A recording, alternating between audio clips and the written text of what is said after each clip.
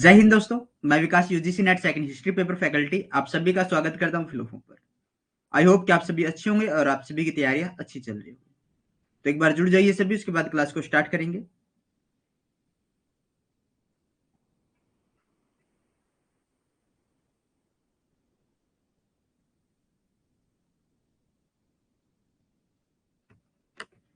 जिससे पहले जिस भी बच्चे ने अभी तक हमारे टेलीग्राम ग्रुप को ज्वाइन नहीं किया उसको ज्वाइन कर लो, व्हाट्सएप ग्रुप को ज्वाइन करो, ताकि यूजीसी नेट के रिगार्डिंग अगर कोई न्यू अपडेट आती है तो आपको मिलती रहे।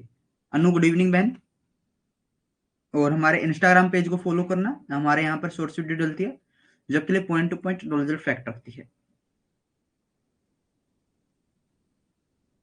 लवी ठाकुर जय हिंद बहन। जय हिंद भाई। और अगर आप फिलोफॉर्म पर किसी भी बैच को परचेज करते हो तो बैच को परचेज करते टाइम आप कूपन कोड यूज कर सकते हैं VIK10। इसके रिगार्डिंग आपको 10% ऑफ मिलता है फिलोफॉर्म के हर बैच पर। तो आपका कोई भी नजदीकी जब भी कोई बैच परचेज करता है तो उसको रिकमेंड कर सकते हो, कूपन कोड आपको VIK10।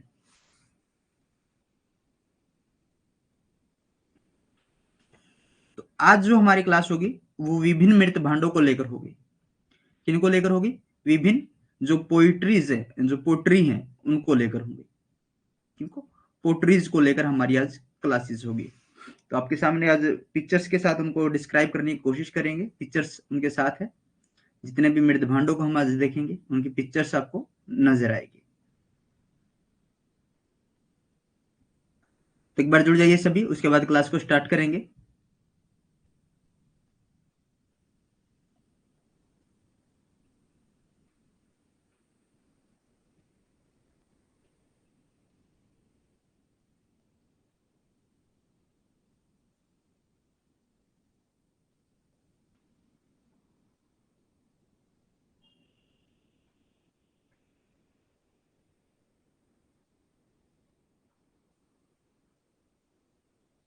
कमेंट कीजिए।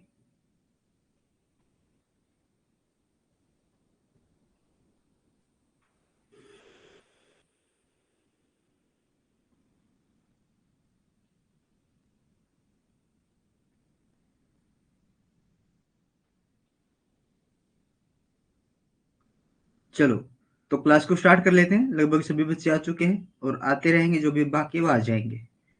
तो क्लास को शुरू करते हैं। क्लास जो हमारी होगी आज वो विभिन्न मृदभांड संस्कृति को लेकर होगी, यानी विभिन्न मृदभांड संस्कृति यानी किस काल में किस प्रकार के बर्तन यूज किए जा रहे थे उस टाइम पर, हम उन बातों को जानेंगे। एक फिल्डर्स पेत्री है। फिल्डर्स पेत्री एक व्यक्ति है। इन्होंने सबसे पहले मृदभांडों का ऐतिहासिक महत्व बताया था और इसे पुरातत्व की वर्णमाला कहा था। क्या कहा था? इसे पुरातत्व तो की वर्णमाला कहा था। साजिया प्रवीण गुड इवनिंग बहन। तो एक बार मैं आपको बता देता हूं मृदभांडों को हम किस किस रूप में पढ़ते हैं। मृदभांड आपके होते कैसे? मृदभांड हम किस किस को पढ़ेंगे? प्रकार आपको बता देता हूं। OCP, जो गैरिक मृदभांड होता है उसको OCP बोला जाता है। ठीक है। फिर आ जाता है आपका BRW। फिर आता है PGW। फिर आता है NBPW। OCP जो मृदभांड होते हैं, ठीक, उनकी बात कर रहे हैं। BRW ब्लैक रेड वियर्स और PGW पेंटेड ग्रे वियर। फिर आ जाता है NB north black painted wear. फिर आ जाता है इसके बाद लाल पॉलिशदार मृदभांड। अब हम शुरू करेंगे गैरिक मृदभांडों से। किनसे? गैरिक मृदभांडों से हम शुरू करेंगे। ये चित्र आपको नजर आ रहा होगा, ये किनका? ये गैरिक मृदभांडों का है। OCP का ये चित्र है। गैरिक मृदभांड, इसकी खोज बीबी लाल के द्वारा की गई थी। यह गंगा घाटी व बिजनौर से प्राप्त हुए थे। यह ताम्र पाषाण काल और हड़प्पा दोनों का मृदभांड था। क्या था? ये ताम्र पाषाण काल और हड़प्पा दोनों का ही काल आधार क्या था? मृदभांड था। गैरिक मृदभांड क्या? गैरिक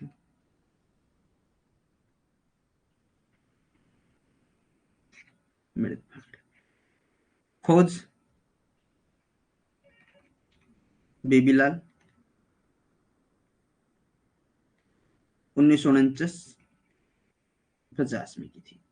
आधार क्या था इसका? नामकरण का आधार क्या है? हस्तिनापुर के उत्खनन से नामकरण हुआ है। हस्तिनापुर के उत्खनन से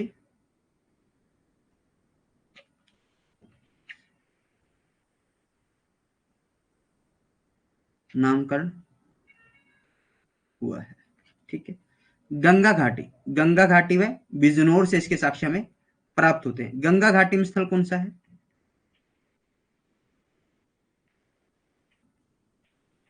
विसोली,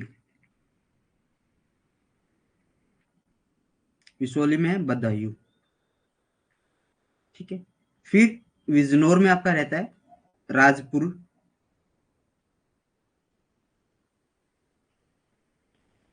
राजपुर परसू, राजपुर परसू। ठीक है, समझ में आ गई इतनी चीजें? आगे देखिए, आगे मैं जिक्र करूं तो हड़प्पा में सर्वाधिक प्रचलित, देखिए क्या है, ये ताम्रपाषाण काल और हड़प्पा दोनों में प्रचलित था, लेकिन हड़प्पा में, नोट डाल के एक बात लिख लीजिए, नोट डाल के, हड़प्पा में सर्वाधिक सर्वाधिक प्रचलित मृदभांड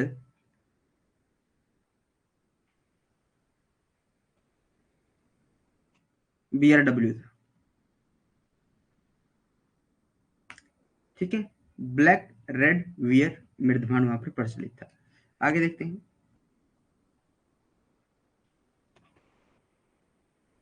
Garrick poetry discovered by Bibilal. It was done by Lal. These were obtained from the Ganga Valley and Bijnor. This was both Chalcolithic and Harappan poetry. Garrick मृदभांड हमें प्राप्त कहां से हुए? स्थल कौन कौन से हैं? 9 भरतपुर के अंदर रहते हैं। भरतपुर, जोधपुर, जयपुर, वहां से भी प्राप्त हुए हैं। परिपक्व एवं उत्तर हड़प्पा काल के माने जाते हैं। ये कौन किस काल के माने जाते हैं? ये जो हमें मृदभांड प्राप्त हुए यहां से, ये हमें परिपक्व एवं उत्तर हड़प्पा काल के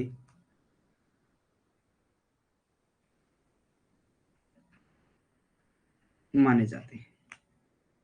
इतनी चीजें समझ में आई? यहां तक किसी को डाउट?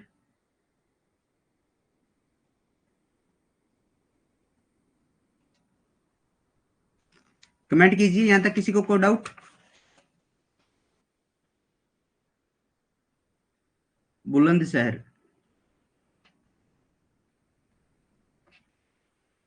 यूपी में है, और लाल किला यहां पर स्थित है। लाल किला स्थल ओसीपी यहां से प्राप्त हुआ है। ओसीपी का सबसे बड़ा उत्खनित शहर है यहाँ, सबसे बड़ा उत्खनित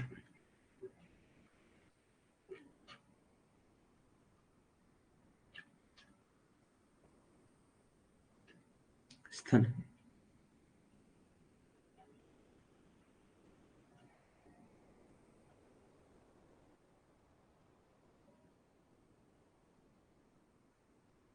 चीजें समझ में आई यहां तक? आगे चलते हैं। आगे आपका आ जाता है बीआरडब्ल्यू, काले एवं लाल मृदभांड। शिप्रा कुमारी, गुड इवनिंग। यहाँ पर नजर आ रहे होगा आपको मृदभांड? नजर आ रहे हैं ना? पेंटिंग्स तो नजर आ रही होगी यहाँ पर। बीआर यानी काले व लाल मृदभांड, काले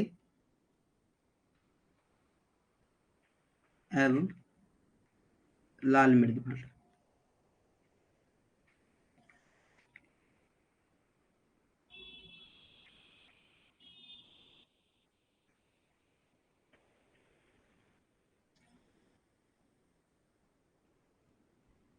उन्नीस सौ साठ में ये अतरंजी खेड़ा से, कहां से?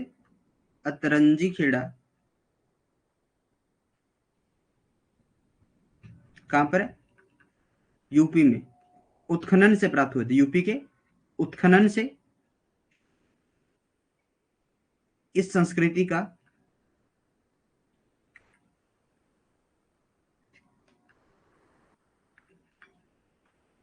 पता चला था।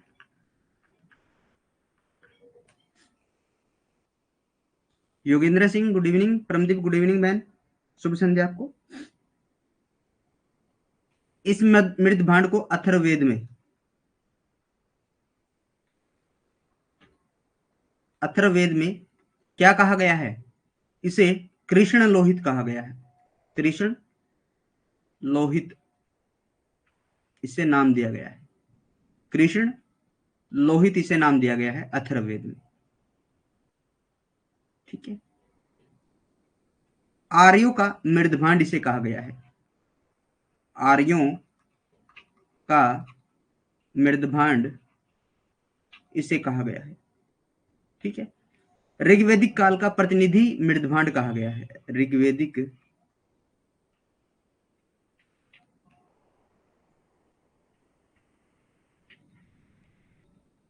प्रतिनिधि मृदभांड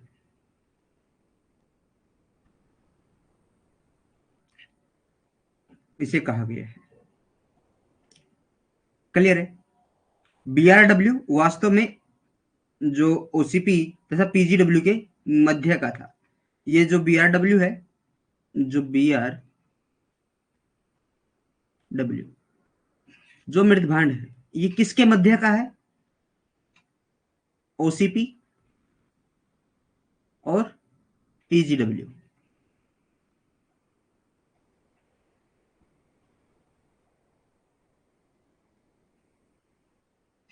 ओसीपी और पीजीडब्ल्यू के मध्य का ये मृदभांड रहा। ठीक है। बीआरडब्ल्यू को हड़प्पा में पाया गया है, परंतु पूर्णतः हड़प्पा का मृदभांड इसे नहीं माना गया है, क्योंकि हड़प्पा के मृदभांड गुलाबी एवं लाल रंग के। गुलाबी पूर्ण रूप से इसे नहीं माना गया। वैसे हड़प्पा के अंदर इसको प्रयोग किया जा रहा है, लेकिन पूर्ण रूप से इसे हड़प्पा का नहीं माना गया है। नोट डाल के एक बात लिख लीजिए, यहां पर नोट डालिए और लिखिए बीआरडब्ल्यू हड़प्पा में भी पाया गया है, परंतु इसे पूर्णतः हड़प्पा का मृदभांड नहीं कह सकते। क्यों? क्योंकि हड़प्पा के जो मृदभांड थे वो हल्के गुलाबी तथा लाल रंग के। हड़प्पा के जो मृदभांड थे वो गुलाबी प्लस लाल रंग के थे, जिन पर काले रंग से डिजाइन किया गया था। जिन पर काले रंग के चित्र बने थे। क्लियर है?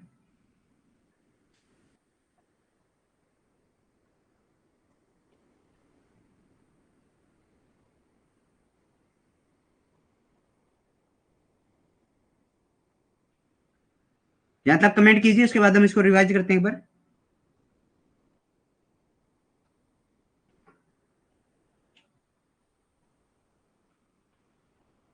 काले एवं लाल मृदभांड 1960 में तरंजी खेड़ा के अंदर खुदाई हुई, जिससे इस संस्कृति का पता चला। और बियर ठीक है, इसे अथर्ववेद में कृष्ण लोहित कहा गया। इसे कृष्ण काला एवं लाल मृदभांड इसे कहा जाता है। अथर्ववेद में से कृष्ण लोहित कहा गया। आर्यों का मृदभांड था। ऋग्वैदिक काल का प्रतिनिधि मृदभांड इसे कहा गया। ठीक है, आर्य काल का प्रतिनिधि मृदभांड इसे कहा गया। बीआरडब्ल्यू किसके मध्य का है? ओसीपी और पीजीडब्ल्यू के मध्य का मृदभांड है। ठीक है। जो बीआरडब्ल्यू है ये हड़प्पा में भी पाया गया है, परंतु पूर्ण रूप से इसे हड़प्पा का नहीं माना गया है। पूर्णतः से हड़प्पा का मृदभांड नहीं कहा जा सकता। गुलाबी और जो हड़प्पा के मृदभांड थे वो गुलाबी व लाल थे, जिन पर काले रंग से चित्रित डिजाइन किया गया था।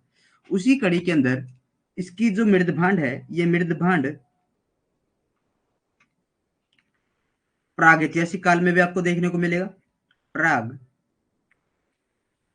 ऐतिहासिक प्लस हड़प्पा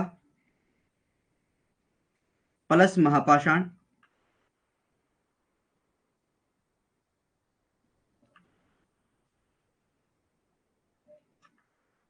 काल तक प्रचलित आपको नजर ये आएगा। आगे बढ़े, ठीक है। और बीआरडब्ल्यू हड़प्पा में सर्वाधिक प्रचलित था, यानी ज्यादा चलन में था, लेकिन पूर्णतः उसे हड़प्पा का नहीं मानेंगे कि वो हड़प्पा में ही आगे प्रचलन में आ, वो हड़प्पा से पहले भी प्रचलन में था। समझ में आया? अतरंजी खेड़ा यूपी के अंदर है भाई, अतरंजी खेड़ा यूपी के अंदर।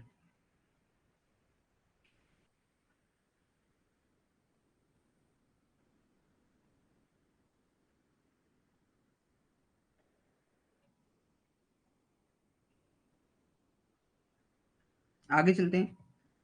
जो ये मृदभांड है, ये इजिप्शियन तकनीक पर बना हुआ मृदभांड है। बीआरडब्ल्यू क्या है?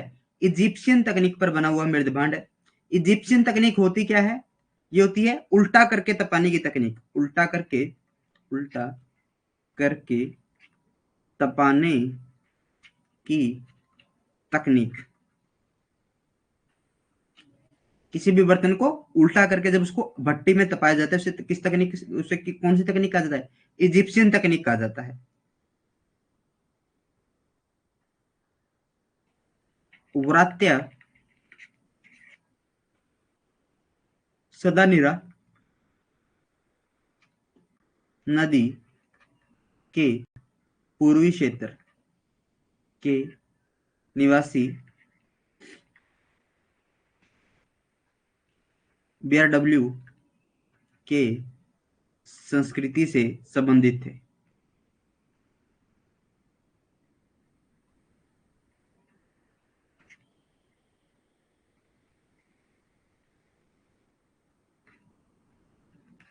ये बात कौन कहते हैं? ये बात कहते हैं रामशरण शर्मा जी। रामशरण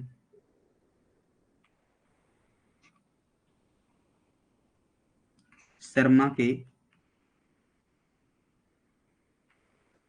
अनुसार ये बातें हैं।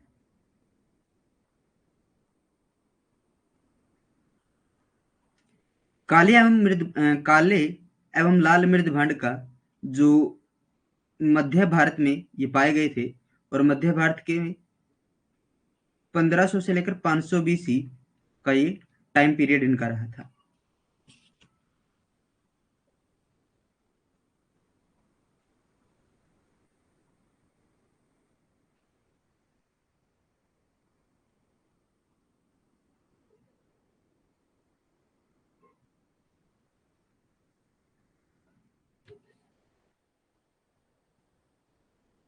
ठीक है, ये चीजें समझ में आ गई।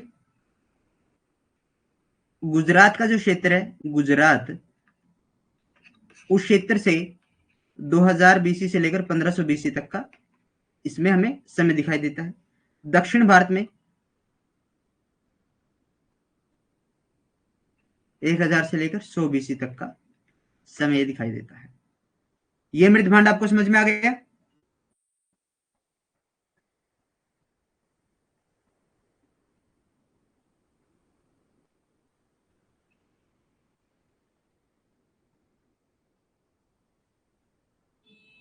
देखिए, black and red ware. This ware was discovered by from the exhibition of Atranji Khera. This exhibition कब हुआ? 1960 के अंदर हुआ था। ठीक है, 1960 के अंदर इसका एग्जीबिशन हुआ था। The exhibition Atranji Khera, this is called the poetry of the Aryans. इसे क्या कहा गया? आर्यंस की पोएट्री कहा गया। और जो रिप्रेजेंटेटिव वियर इनको कहा गया ऋग्वेदिक पीरियड का। It was a poetry made Egyptian technique. Egyptian technique से इसे बनाया गया था। ठीक है, किसके? इजिप्शियन टेक्निक से। और जो ब्लैक एंड वेयर पीरियड था वो 1500 से लेकर 500 to 500 BC in central India and had been, central India के अंदर 1500 से लेकर 500 BC तक का यहाँ पर था। अब देखिए चित्रित धूसर मृदभांड PGW, पेंटेड ग्रेवियर, चित्रित धूसर मृदभांड,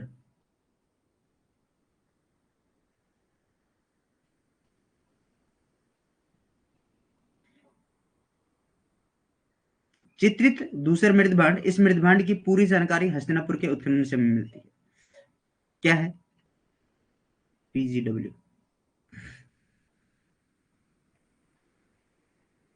चित्रित धूसर मृदभांड, पूरी जानकारी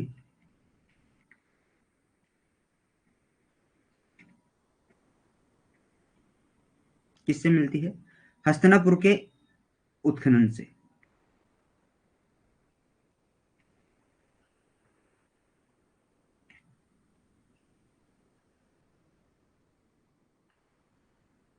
उत्खनन से, ठीक है। एकमात्र ऐसा PGW स्थल है ये, एकमात्र ऐसा PGW स्थल जहां से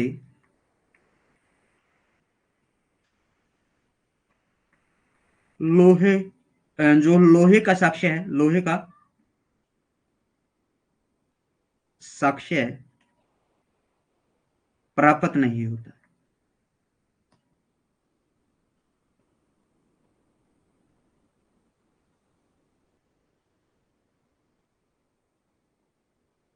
परंतु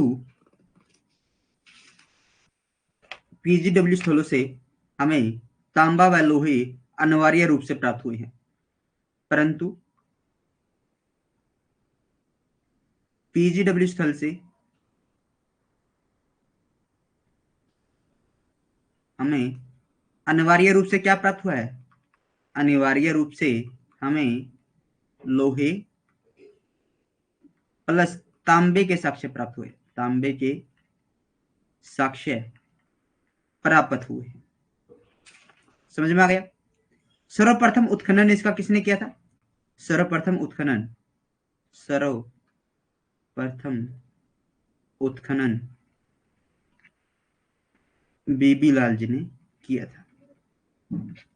अहिछत्रपुर बरेली के अंदर, वहां पर इन्होंने उत्खनन किया था। कहां पर? अहिछत्रपुर, अहिछत्रपुर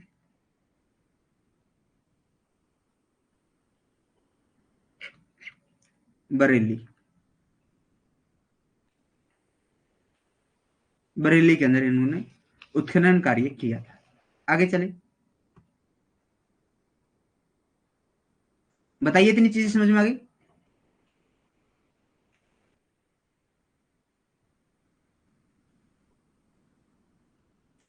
चित्रित दूसर मृदभांड, चित्रित दूसर PGW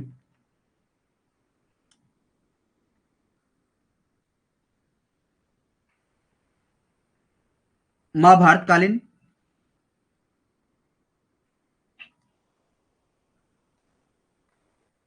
एवं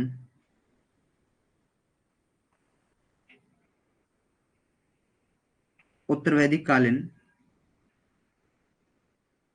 मृदभांड के रूप में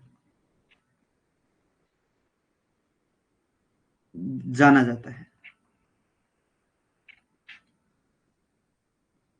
ठीक है, किस रूप में जाना जाता है? इसे उत्तर वैदिक कालीन और महाभारत कालीन के रूप में से जाना जाता है। आगे देखिए, इस मृदभांड का सर्वप्रथम प्रयोग ताम्रपाषाण काल में किया गया था। किस युग में, किस टाइम इसका यूज किया गया था? ताम्रपाषाण काल में इसका यूज किया गया था। जखेड़ा उत्तर प्रदेश से, जखेड़ा कहां पर है? जखेड़ा उत्तर प्रदेश से मृदभांड के साथ लौह उपकरण भी हमें प्राप्त होते हैं। क्या प्राप्त होते हैं? लौह उपकरण भी हमें प्राप्त होते हैं। आगे चले, आगे देखिए, painted grey ware, completely information about this ware comes from the exhibition of Hastinapur. It is counted as the Mahabharata period and post-Vedic period pottery, ठीक है, पोइट्री एक तो होता है पोइट्री, एक होता है pottery. This poetry was first used in the chalcolithic period. Iron tools are obtained from the Jakhera along with the earth entire ware. इन उपकरणों के साथ, मृदभांडों के साथ हमें क्या मिलता है? हमें जखेड़ा से लौह उपकरण भी प्राप्त होते हैं। उत्तर वैदिक काल का सबसे बड़ा लौह उपकरण खजाना हमें, यानी उत्तर वैदिक काल में अगर हम बात करें लोहे के सबसे बड़े खजाने हमें कहां से मिले हैं, खजाना कहां से मिला है? तो अतरंजी खेड़ा यूपी से मिला है। अतरंजी खेड़ा यूपी से हमें प्राप्त हुआ है। 7 सांस्कृतिक स्तर हमें यहां पर नजर आते हैं। 7 सांस्कृतिक सांस्कृतिक स्तर हमें प्राप्त होते हैं। क्लियर है? अगर खजाना ना लिखा मिले, यहां पर पुंज लिखा मिल सकता है, ठीक है? पुंज, पुंज लिखा मिलेगा कहीं, फिर यहाँ पर कंफ्यूज हो जाओ कि सर आपने तो खजाना करवाया था, वहां पर तो पुंज लिखा है।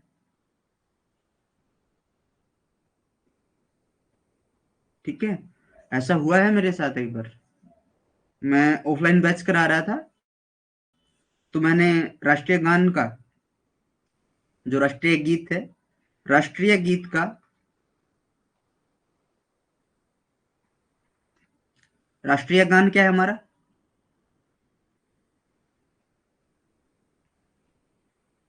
राष्ट्रीय गान क्या है हमारा? कमेंट कीजिए।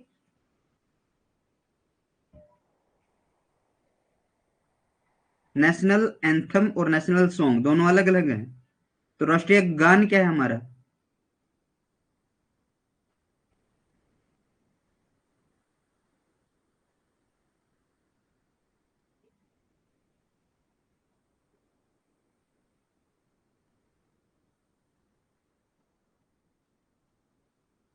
चलो, अब ये नहीं समझ में आ रहा कि आपने ये जनगण मन किसके लिए दिया है और राष्ट्रगान किसके लिए दिया है? थोड़ा सा लिखिए ना कि नेशनल एंथम ये है और नेशनल सॉन्ग ये है।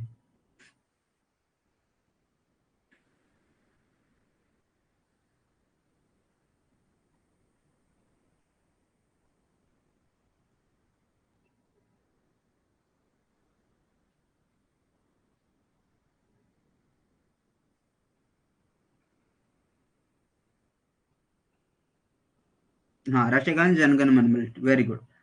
तो राष्ट्रीय गान जो जनगण मन है,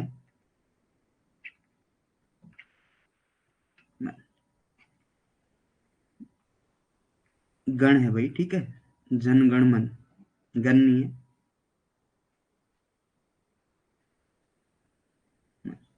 तो ये तो है नेशनल एंथम, नेशनल एंथम हमारा। और राष्ट्रीय गीत क्या है? वंदे मातरम, वंदे मातरम। तो इसकी जो गाने की अधिकतम, अधिकतम जो हमारी समय सीमा कितनी है, वो कितने टाइम तक गा सकते हैं? 52 सेकंड। न्यूनतम कितनी है? न्यूनतम कितनी समय सीमा है? कमेंट कीजिए।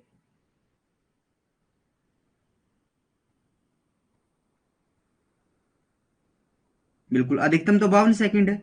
न्यूनतम कितनी है? कोई बात नहीं साजिया, कोई बात नहीं।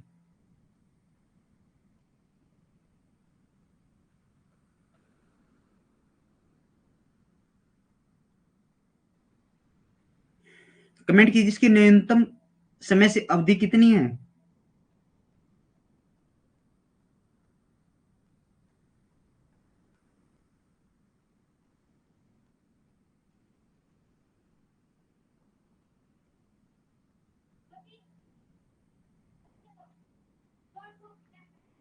बीस सेकंड है भाई, ठीक है?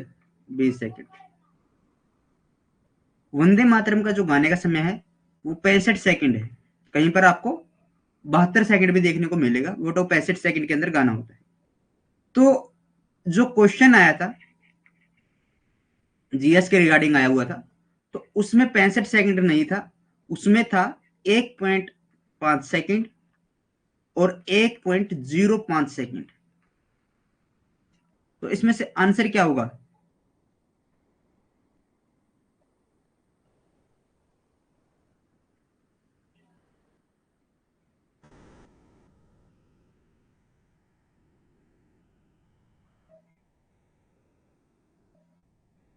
कौन सा राइट होगा?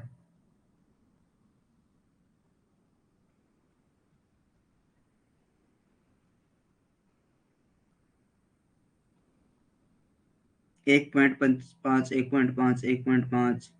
Good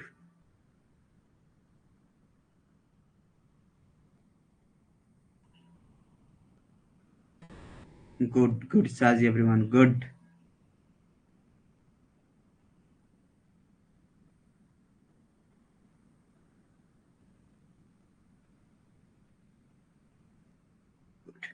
very good. जिसने भी आंसर किया है 1.5, सभी रॉन्ग है। ठीक है, राइट आंसर होगा 1.05। 1.5 इसका मतलब क्या होता है? यानी डेढ़। क्या मतलब होता है? डेढ़ यानी एक और आधा सेकंड कितनी होगी? एक और आधा हो गया तो कितनी सेकंड हो गई? 60 प्लस 30, ये तो 90 सेकंड हो गई। ये कितना है? 1 मिनट 5 सेकंड। तो राइट आंसर क्या आना चाहिए? स्मित दिया का, बिल्कुल। जो बच्चे पुराने हैं उनका राइट आंसर आएगा, मुझे इतना पता है। ठीक है, तो राइट आंसर क्या होगा? स्मिता का, जो 1.505 सेकंड, 1.05 सेकंड होगा, यही 65 सेकंड बनेगा।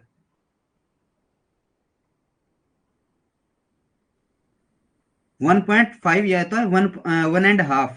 ठीक है, 1.5 कितना होता है? 1.5।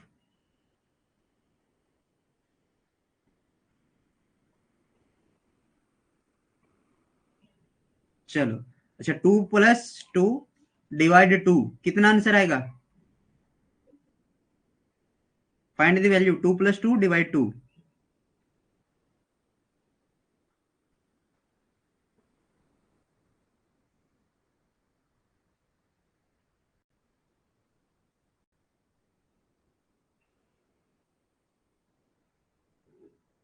2 2 2 2। Good good lovely, good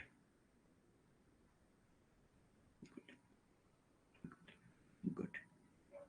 Lovi Thakur good, Sipra ठीक, गुड, सभी ठीक। जिसका 2 आ रहा है वो गलत है, और जिसका 3 आ रहा है वो राइट है। ठीक है, एक बोर्ड मास रूल आता है, बोर्ड मास। ठीक है, पहले ब्रैकेट ओपन होगी, फिर ये दूसरी ब्रैकेट ओपन होती है, करली ब्रैकेट होती है, फिर डिवाइड होता है, फिर मल्टीप्लाई होता है, फिर ऐड होता है। ठीक है, पहले डिवाइड होगा, फिर ऐड होगा, तो इसका आंसर आएगा 3। चलो, ध्यान दियो भाई मैथ के ऊपर भी, तुम्हारा तो पेपर फर्स्ट भी कमजोर लग रहा है। The largest iron style treasure of the later Vedic period is obtained from Atranji Khera. PGW स्थल कौन कौन से? हरियाणा। हरियाणा के अंदर जो स्थल है वो भगवानपुरा है। ठीक है, भगवानपुरा, भगवानपुरा कुरुक्षेत्र के अंदर पड़ता है भाई, वहीं पर जहां पर महाभारत हुई थी, ये वहीं पर आपको देखने को मिलेगी। पंजाब के अंदर पड़ता है आपको रोपड़, रोपड़ एवं संघोल।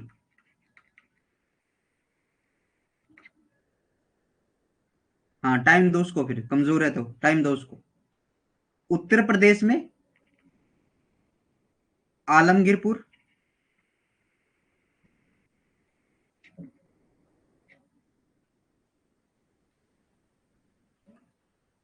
हौलास, मथुरा, थापली।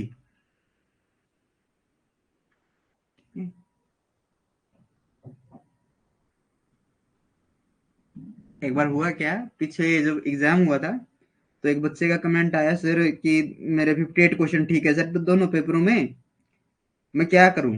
वो बेटा, घर वाले जो रोटियां दे रहे हैं ना, उनको नुस्कार के खाया कर, माँ चुचकार के खाया कर उन रोटियां ने, जो घर वाले देने लग रहे हैं।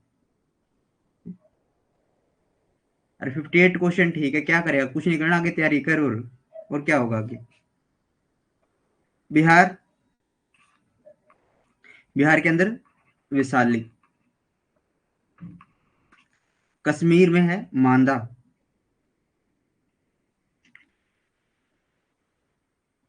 मांडा।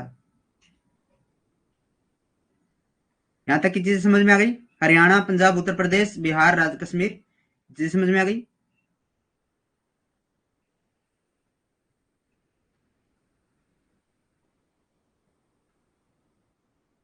और भारत का जो जनगण मन अधिनायक, जो हमारा नेशनल एंथम है, वो एक नेशनल एंथम के साथ साथ भारत की पहचान भी बताता है। भारत की पहचान कैसे बताता है?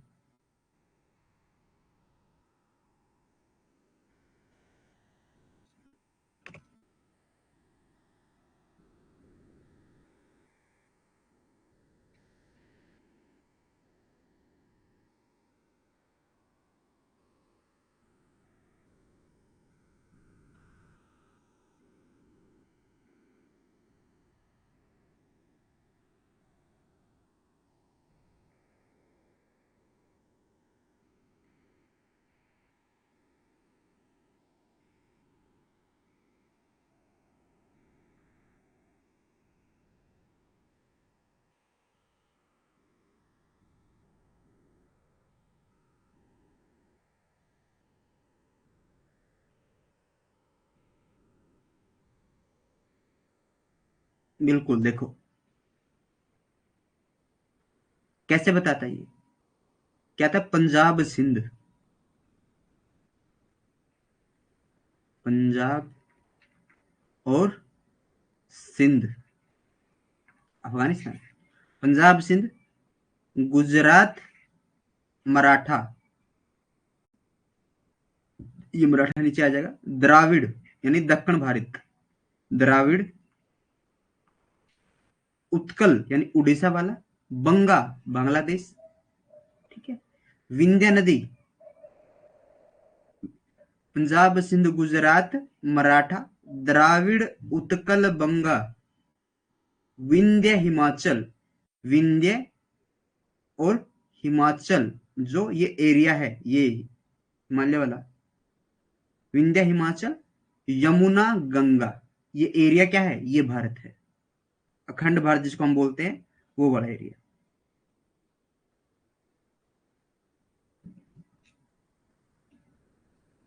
चलो आगे चलते हैं। आगे आ जाता है काले पोलिसदार मृदभांड। काले पोलिसदार मृदभांडों की अगर मैं बात करूं तो इनको क्या कहा जाता है? इनको नॉर्थ ब्लैक पोलिस वेयर इनको बोला जाता है, NBBPW इनको कहा जाता है। 600 से लेकर 300 BC के ये नजर आते हैं। इस समय क्या था? इस समय सेकंड नगरीकरण था, सेकंड नगरीकरण से संबंधित है। दूसरा नगरीकरण किससे संबंधित है? कमेंट कीजिए एक बार, किससे संबंधित है? ये संबंधित है आपका महाजनपद काल से, महाजनपद काल दूसरा नगरीकरण है। महाजनपद काल और बुद्ध काल और मौर्य काल, इन तीनों में प्रचलित थे। ये किस किस में प्रचलित है? मौर्य काल, सॉरी, महाजनपद काल, महाजनपद काल प्लस बुद्ध काल, महादान बुद्ध का समय, और मौर्य काल, मौर्यों के काल में ये, इन तीनों समय में ये प्रचलित थे,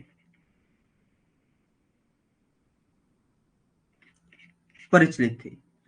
यह संस्कृति अनिवार्य रूप से लोक संस्कृति से जुड़ी हुई थी और जो आगे चलकर दूसरे नगरीकरण में परिवर्तित हो गई थी, जो आगे चलकर दूसरे नगरीकरण में बदल गई थी। यह मृदभांड सर्वश्रेष्ठ मृदभांड है। अगर आपसे पूछे कि सर्वश्रेष्ठ मृदभांड कौन सा है, तो उत्तरी काले पोलिस मृदभांड सर्वश्रेष्ठ है।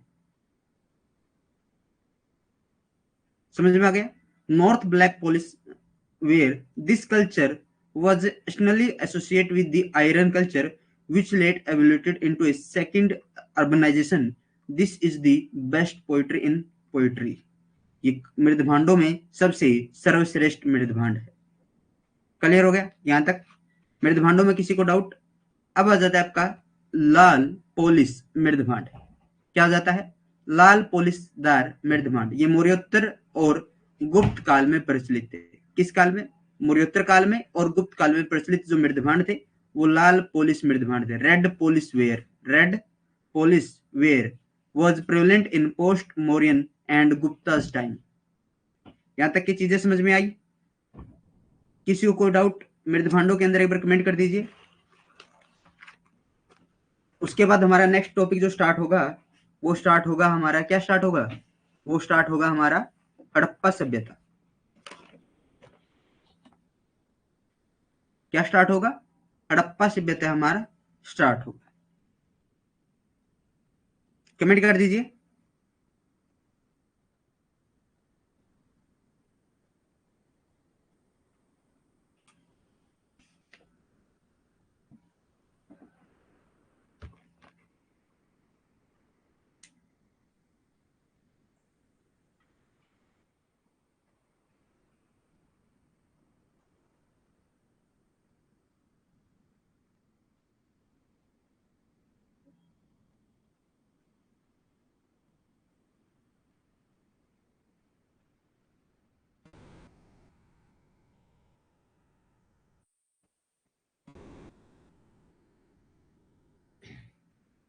समाधान, समाधान क्या होते हैं? जैसे जो हमारी कब्रें होती है ना, कब्रें, उन कब्रों को ही समाधान बोला जाता है।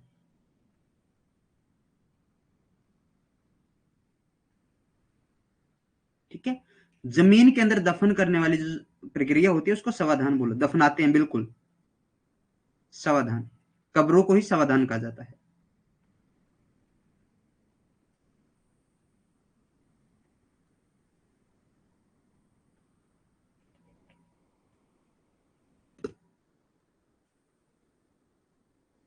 क्लियर है?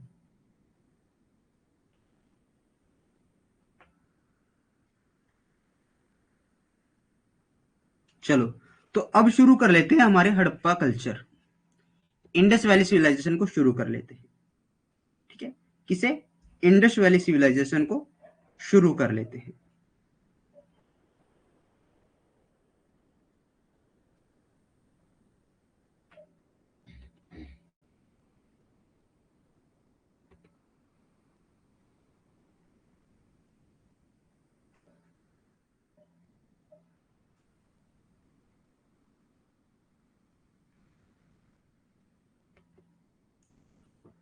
हड़प्पा सभ्यता को पढ़ने से पहले उसके समय और उसके बारे में जानना थोड़ा सा समझ में आना चाहिए। कल हमने प्राक हड़प्पा, परिपक्व हड़प्पा और उत्तर हड़प्पा के बारे में चर्चा की थी। मैंने आपको बताया भी था कि हम हड़प्पा को कितने भागों में पढ़ेंगे। हम 3 भागों में हड़प्पा को पढ़ेंगे। तो हड़प्पा का जो हड़प्पा सभ्यता है उसका जो टोटल पीरियड रहता है वो 3500 से लेकर 1500 बीसी रहता है लगभग। लगभग इसमें हम 3 एराज को पढ़ते हैं, 3 भागों में इसको बांट कर हम पढ़ते हैं। पहला पढ़ते हैं प्राक हड़प्पा। प्राक हड़प्पा, इसमें था क्या? ये 3500 से लेकर 2600 बीसी तक का था एरिया। इसमें नगरीकरण की शुरुआत होती है, नगरीकरण का बीजारोपण होता है। नगरीकरण का बीजारोपण हुआ था। बीजारोपण यानी शुरुआत हुई थी, बीजारोपण रोपण हुआ था, यानी बीज यहां पर नगरीकरण का बो दिया गया था। फिर आ जाता है परिपक्व हड़प्पा। परिपक्व हड़प्पा, इसमें क्या हुआ था? इसमें जो समय आता है ये आता है 2600 से लेकर 1700 बीसी। ये नगरीकरण का चरमोत्कर्ष था। नगरीकरण का चरमोत्कर्ष, चरमोत्कर्ष था, चरमोत्कर्ष था। फिर आ जाता है उत्तर हड़प्पा। उत्तर हड़प्पा, इसमें क्या था? ये आपका 1700 से लेकर 1500 बीसी तक का था। इसमें आपको हड़प्पा की पतनशीलता नजर आएगी। क्या नजर आती है? साफ नहीं दिखाई दे रहा, एक मिनट। जो मैंने लिखा है वो साफ नजर आ रहा है? पहले उसके बारे में बताइए, जो मैंने लिखा है वो आपको साफ नजर आ रहा है?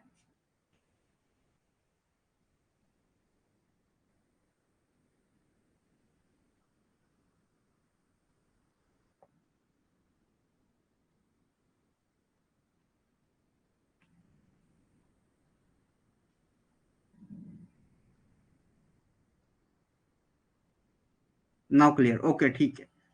चलो बता देना जो चीजें नजर ना आए मुझे, कमेंट की तरफ मैं लेट ही ध्यान देता हूँ काफी टाइम। ठीक है, साफ नजर आ रहा है, अब नजर आ रहा है ना अच्छे से? तो इसमें जो उत्तर हड़प्पा काल है उसमें हुआ क्या, हड़प्पा की पतनशीलता में नजर आती है, हड़प्पा की पतनशीलता, पतनशीलता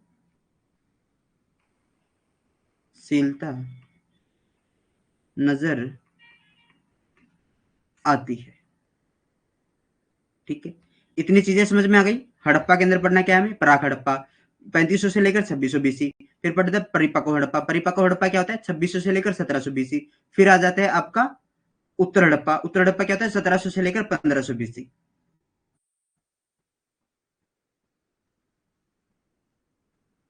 ठीक है, चलो स्लाइड को भी साफ कर देते हैं।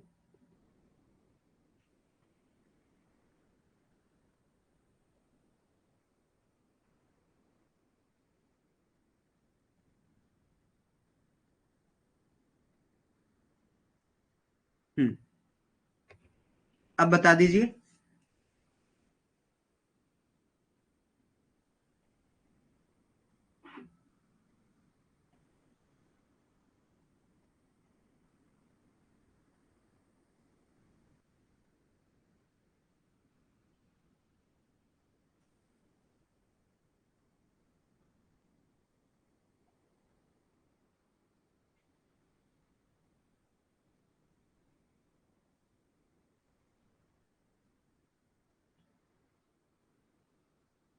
चलो मैं साथ में लिखता भी रहूंगा।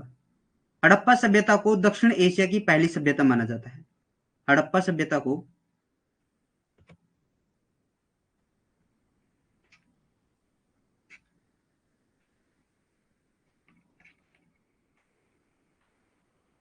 दक्षिण एशिया की पहली सभ्यता माना जाता है।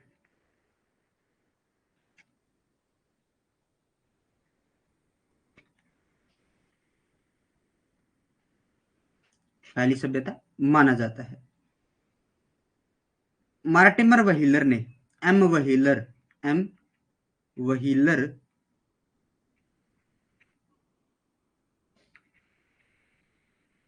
सिंधु ने भारत को उसकी सभ्यता दी, उसकी सभ्यता दी, प्रदान की, और गंगा ने उसकी आस्था,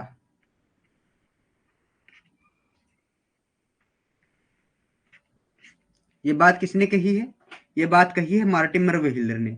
मार्टिमर वहीलर ने क्या कहा है कि एम व्हीलर क्या कहते हैं कि सिंधु नदी जो है उसने तो भारत को सभ्यता प्रदान कर दी, लेकिन जो गंगा नदी है उस गंगा नदी ने भारत को क्या प्रदान किया, आस्था प्रदान की है। खोज की अगर मैं बात करूं तो खोज 1826 में चार्ल्स मेसन ने हड़प्पा के टीले की ओर ध्यान आकर्षित किया। कौन है, चार्ल्स मेसन। कौन है, चार्ल्स मेसन के बारे में हम चर्चा करेंगे। चार्ल्स मेसन 1826 में हड़प्पा के टीले की ओर ध्यान आकर्षित किया, हड़प्पा के टीले की तरफ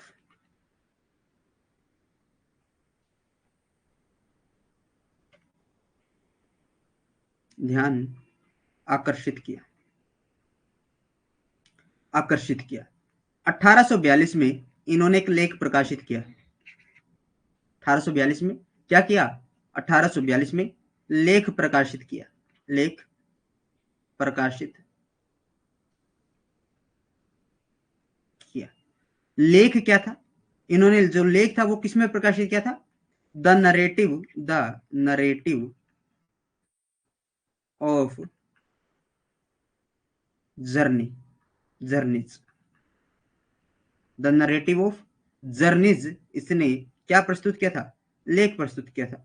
राजमहल का अनुमान लगाया था इन्होंने। इस लेख में क्या कहा कि ये एक राजमहल है, राजमहल का अनुमान लगाया था, लगाया था। इन्होंने किसका अवलोकन किया था, कहां पर ये गए थे, इन्होंने पंजाब जो पाकिस्तान के अंदर है भाई, पंजाब पाकिस्तान। आप अगर हड़प्पा सभ्यता समझ पढ़ रहे हो और अखंड भारत को नहीं देख पा रहे तो आप मूर्ख हो, ठीक है। जब आप सिंधु घाटी सभ्यता पढ़ते हो तो आपको पंजाब को भी साथ में रखना है, पाकिस्तान को भी और अफगानिस्तान को, तीनों चीजों को साथ में रखकर चलना है, ठीक है। पंजाब पाकिस्तान का साहिवाल जिले का इन्होंने अवलोकन किया था। किसका? साहिवाल, साहिवाल, साहिवाल जिले का अवलोकन इन्होंने किया था। ईस्ट इंडिया कंपनी इन्होंने छोड़ दी थी, ईस्ट इंडिया कंपनी को छोड़ दिया था, छोड़ दिया था। और इन्होंने इस स्थान पर क्या कहा था, किस चीज का अनुमान लगाया था कि ये एक राजमहल का उन्होंने अनुमान लगाया।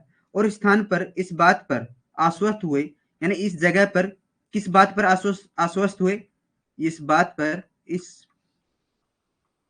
पर आश्वस्त हुए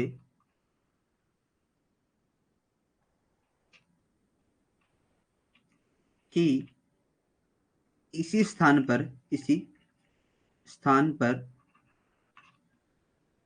325 बीसी सिकंदर व पोरस के बीच युद्ध लड़ा गया था। सिकंदर वर्सेस पोरस के बीच युद्ध लड़ा गया था, ठीक है। चार्ल्स मेसन, इस जो ईस्ट इंडिया कंपनी थी उसको लीव कर दिया था, इन्होंने छोड़ दिया था। 1826 के अंदर इन्होंने हड़प्पा के टीले की तरफ ध्यान आकर्षित किया। इन्होंने क्या किया, हड़प्पा को जो सिविलाइजेशन थी, जो हड़प्पा सिविलाइजेशन थी उसकी तरफ जो पीपल्स थे उनको अट्रैक्ट किया था, ठीक है, 1826 के अंदर। फिर 1842 के अंदर इन्होंने एक अपना जो नरेटिव, जो एक आर्टिकल है वो आर्टिकल इन्होंने पब्लिश किया। और जो आर्टिकल था वो क्या था, द नरेटिव ऑफ जर्नीज में इन्होंने क्या कहा, द नरेटिव ऑफ जर्नी के अंदर राजमहल का अनुमान लगाया। इन्होंने अज्यूम किया कि यहाँ पर कोई जो एक किंग पैलेस है, ठीक है, किंग पैलेस का इन्होंने यहाँ पर अज्यूम किया था। बाद में इस बात पर ये आश्वस्त हुए, यानी इन्होंने ये माना कि यहाँ पर जो सिकंदर एंड पोरस के बीच एक युद्ध हुआ है, एक वार लड़ा गया यहाँ पर, ठीक है। वो वार 32500 बीसी के अंदर यहाँ पर लड़ा गया था। 325 बीसी के अंदर ये युद्ध लड़ा गया था यहाँ पर। इन्होंने इस बात को माना। इन्होंने किस चीज के अंदर एग्जीक्यूशन किया था, किस जिले का अवलोकन किया था, तो इन्होंने साहिवाल जिला पाकिस्तान पंजाब के अंदर जो पड़ता है उसका अवलोकन किया था। यहां तक की चीजें आपको समझ में आई? कमेंट कीजिए एक बार।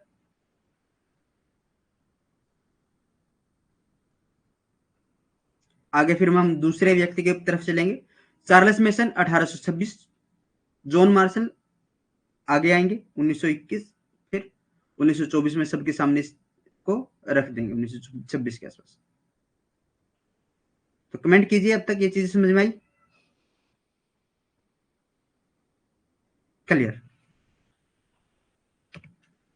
फिर आ जाते हैं, कौन है 1831 में अलेक्जेंडर बर्ज। कौन है? 1831 का समय है, व्यक्ति कौन है?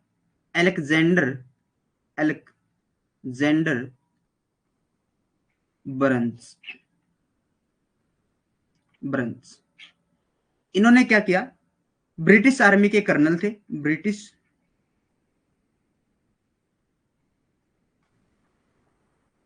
आर्मी के कर्नल थे। तो ये गए पंजाब,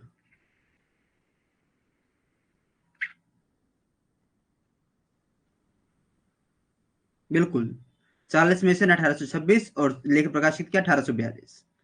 ये गए पंजाब। पंजाब किस लिए गए? राजनीतिक उद्देश्य, राजनीतिक उद्देश्य।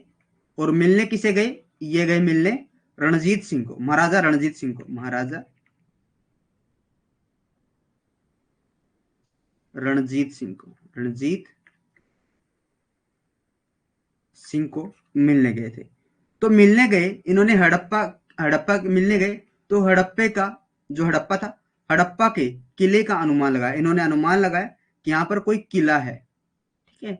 1831 Alexander Burnes, British army colonel, Punjab गए। कहां पर गए? Punjab. Went to meet Maharaja Ranjit Singh in estimated the fort of Harappa.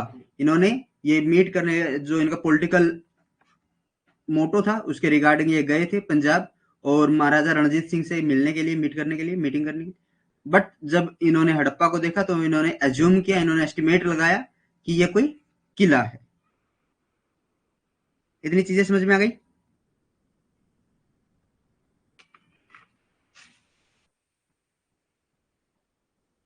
Comment कीजिए।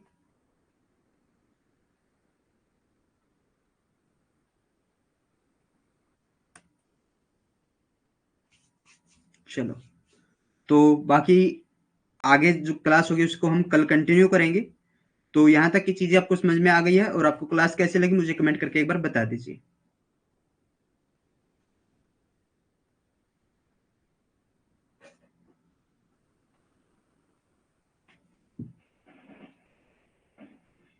कमेंट कीजिए। Thank you ban.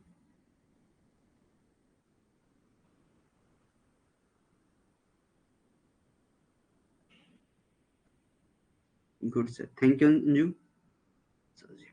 Thank you lovely, very nice class, thank you. Thank you lovely.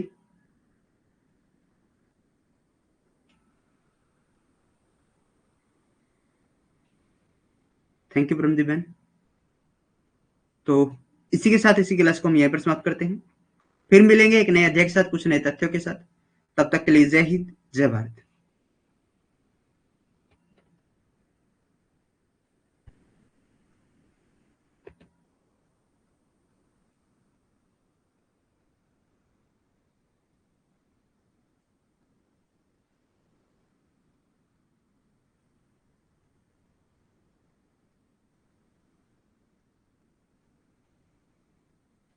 देखो परमदीप, अभी तक कोई भी ऑफिशियल नोटिफिकेशन नहीं आया है कि सिलेबस चेंज कर दिया गया है। वो नोटिफिकेशन आया था कि कुछ चेंजेस किए जाएंगे।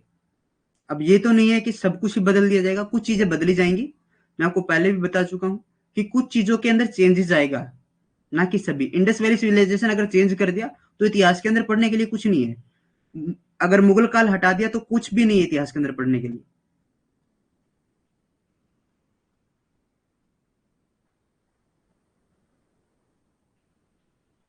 Thank you Sajib brain.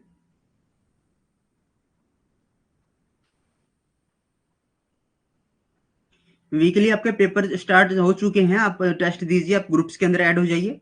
आपका वीकली टेस्ट होता है वहां पर। ठीक है, तो चलते हैं, फिर मिलेंगे कल इसी क्लास के अंदर।